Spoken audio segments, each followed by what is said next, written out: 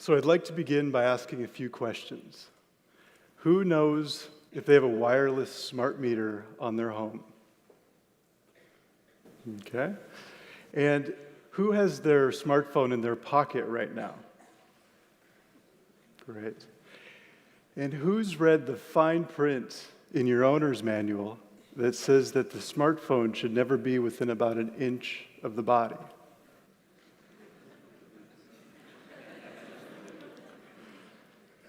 So today, I'm going to speak to why we can no longer assume that our wireless technology is safe. Technology has allowed us many benefits. It's connected us to people and to places, and it's brought us convenience that few could have imagined just 10 years ago. It's also brought us tremendous economic benefits. If we can look at how technology has increased in our lives in just the last 8 years, it started with the iPhone, and then tablet computing, ubiquitous Wi-Fi, the smart meter and the smart home, and wearable tech, and now the Internet of Things. If we could imagine how this would look, it would actually look like this. This is an artist's rendition of what Wi-Fi in our public spaces looks like.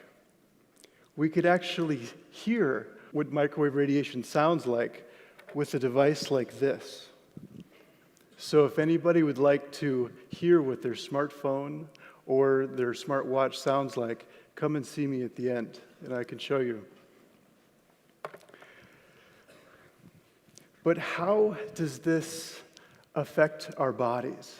That's the question I want to ask, because this exponential rise in microwave radiation can have effects, and that's what scientists and medical doctors around the world are now saying, especially when it comes to children, because they're going to be affected by this their entire lives. But today I also want to share a few solutions. I want to give everyone here things that you can do in your own lives in order to reduce this type of exposure. So I actually got into this topic about 5 years ago. Before then, I was a young technology enthusiast. I always used my smartphone and Wi-Fi. I've worked in Silicon Valley and have a master's degree in engineering. So if anyone had told me that wireless technology could have health effects, I would have thought they're crazy. So if you're thinking that right now, I can relate. But this all changed for me over the period of about 1 week. And I started to experience headaches, ringing in the ears, insomnia, and a fatigue and brain fog that I'd never experienced before. And I shared this with a colleague at work, and she said, you know, the exact same thing happened to her husband when a wireless smart meter was installed in their home. So I went home that evening, and I checked downstairs, and sure enough, we had a bank of wireless smart meters installed right below our bedroom in San Francisco. So this started me on a journey to learn as much about this topic as I possibly could. I now have a website about this, and I'm contacted by people all around the world every day who are experiencing the exact same things. It can be when they have a wireless smart meter installed, or a new Wi-Fi router, or even a cell tower placed across the street from their home. These are the common symptoms that people start to experience. This is actually from a published paper on the health effects of wireless smart meters. So, just here in the Bay Area, I'm in touch with dozens of people who've had their lives changed by this. Medical doctors, high school principals, teachers and students, IT professionals, and even entrepreneurs. These are people who had a normal life, and then over a short period of time, went to where they could no longer work, where they could no longer go to an office. Some of them actually have had to move out of their homes because they can't be in an environment which is normal now for most people. I've been in touch with people around the world who've become homeless because of this. There's many people that's actually happened to. And unfortunately, I know of people who've actually taken their lives because there's essentially no place they can go. And this is something that society does not yet recognize. My own life has been tremendously changed by this. After that first exposure to wireless smart meters, now I can no longer be in an environment with strong Wi-Fi for very long. So I can't go to my work the way I used to be able to. Most environments are now essentially toxic to me. So even finding a safe place to live has become very difficult. Imagine not being able to live in an apartment building where everyone has Wi-Fi, or to be able to live next to a cell tower. This is actually a proposed cell tower here in Berkeley. The residents have actually stopped it for now, but most churches and most schools now have cell towers on them. And so it exposes the people around them and, of course, the students who go to those schools. This is a cell tower in San Francisco. That brown thimble on top of the telephone pole is a cell tower. And these are being placed every couple blocks. So you could have an amazing home, and then one week, a company can come and put a cell tower right outside your window.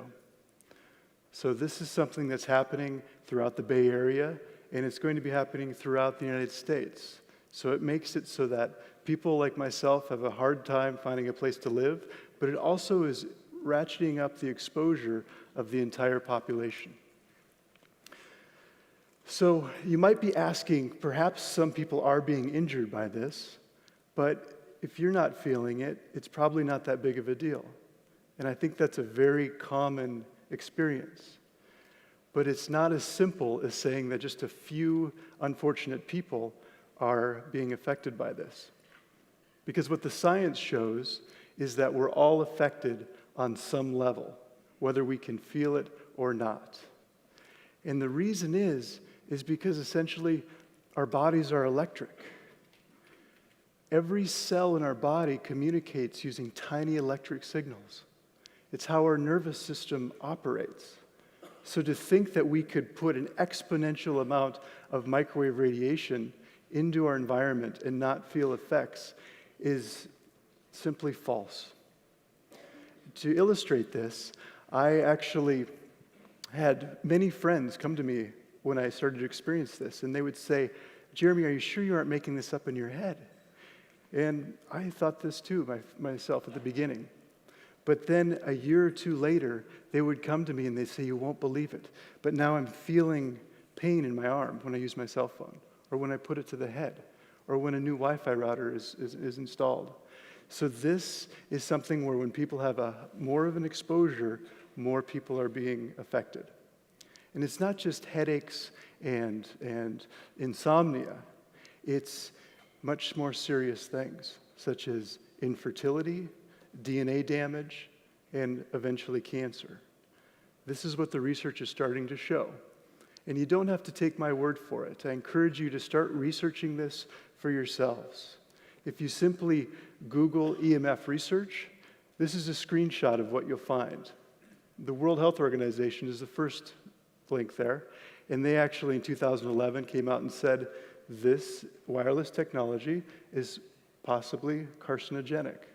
Now there's scientists around the world that say that it's most likely carcinogenic. The third link there is actually my own website. It's there because the last 5 years I've gathered research from around the world that shows that we now have enough evidence to at least take precaution when it comes to this technology. So isn't this regulated? And this is one of the most interesting things I've found. The Federal Communications Commission is who is supposed to be regulating wireless technology. But if you look at the regulations, they're almost 20 years old. So that means our most advanced technology is using science that's at least 20 years old. But not only that, they're based on a concept which is nearly 50 years old, which says if microwave radiation does not heat us, then it can't possibly hurt us. But there's now hundreds of studies that show that this is false. So how is it that we have a regulatory body that's not protecting the public? Well, like many issues, like many public health issues in our country, you end up having industry influencing the regulatory body. And that's what's happening here. So you have a revolving door between the wireless lobby and the FCC Commission. So that's what's happening. Plus, the science is heavily influenced by industry funding. This is a study by Dr. Henry Lai. He looked at 326 studies based on the biological effects of cell phone radiation. He found that about half of the studies showed effects and half didn't. That's pretty normal for this type of research.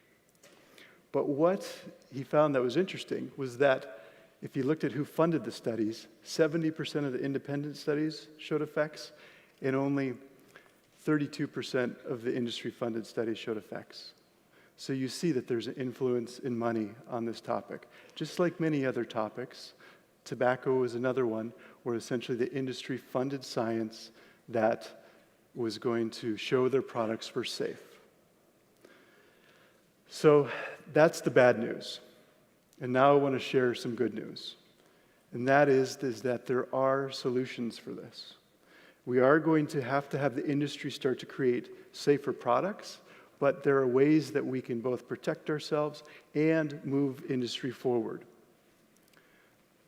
So one of the primary things we can do is to move towards fiber optics, because this is a way that we can make our homes safer, our businesses, and our schools. So fiber optics are safe, they're secure, and there's absolutely, they're one of the fastest things we can use. Another way we can go is to design products which are safer. So currently we have product designers and engineers working together, but we can bring in biophysicists and biologists to work together to create products that don't just emit right underneath the FCC regulations, but emit the least amount of any type of electromagnetic fields as possible. If smart meters had been designed to use either fiber optics or to emit just once or twice a day, rather than the 10,000 times they do emit, then I wouldn't be standing here today, and thousands upon thousands of people around the world would not have been injured by smart meters. So what are some things that all of us can do? This is one of the most important things, because everyone wants to know how to essentially protect themselves and their families. So the first thing is to make sure we use our cell phones wisely. I mentioned that you don't want to put the cell phone within about an inch of the body. The industry's telling us this now. So make sure you use speakerphone, get an air tube headset, and when it's on the body, make sure that you put it on airplane mode, when it's either in the pocket or sometimes in the bra. And when it comes to kids, we don't want to have kids use cell phones, but if they must, then please teach them how to use these wisely. We can wire our homes. This is, most people don't need Wi-Fi in their home. So move towards Ethernet, move towards fiber optics, and if you must have Wi-Fi, make sure you turn it off at night. You can get a simple timer so you don't even have to think about it. When it comes to kids, we want to reduce their exposures as much as possible. So if they use an iPad, put all of the data on the iPad and then turn the Wi-Fi off. In schools, I simply do not think we need to have Wi-Fi in schools because we're filling those classrooms with microwave radiation. We can have amazing technology, but it can be wired. And this is where I think we're going to have to go. When it comes to the smart meter and the smart home, I recommend you opt out. I've had wealthy, early adopting families contact me who went all in on the smart home, and they ended up getting sick within a few months. So this is something that affects families, and I just recommend that you don't go down this path because it's a technology we do not need. And one of the last things solutions I want to give today is to create a safe place to sleep. because this is one of the most important things, because this is when your body rejuvenates, and it's when you can make sure that everything's off. So turn off all your wireless devices, unplug things. If you have a baby monitor, I actually recommend that you turn that off, especially at night. I just do not recommend those for kids. And if you do these things, I know many people who've ended up sleeping better. They have a much clearer during the day, and their fatigue is much less. So this is something which I recommend everyone can do. So in conclusion, I want to say that this is a problem that we can solve. There's tremendous people around the world working on this right now. And I believe we're coming to a tipping point where enough people realize that this is an important topic and that there are solutions. So I recommend that you share this with the people who are closest to you. Because if enough people wake up to this issue, then industry will start creating safe technology. And once they do that, our entire society can move towards a healthier future. Thank you.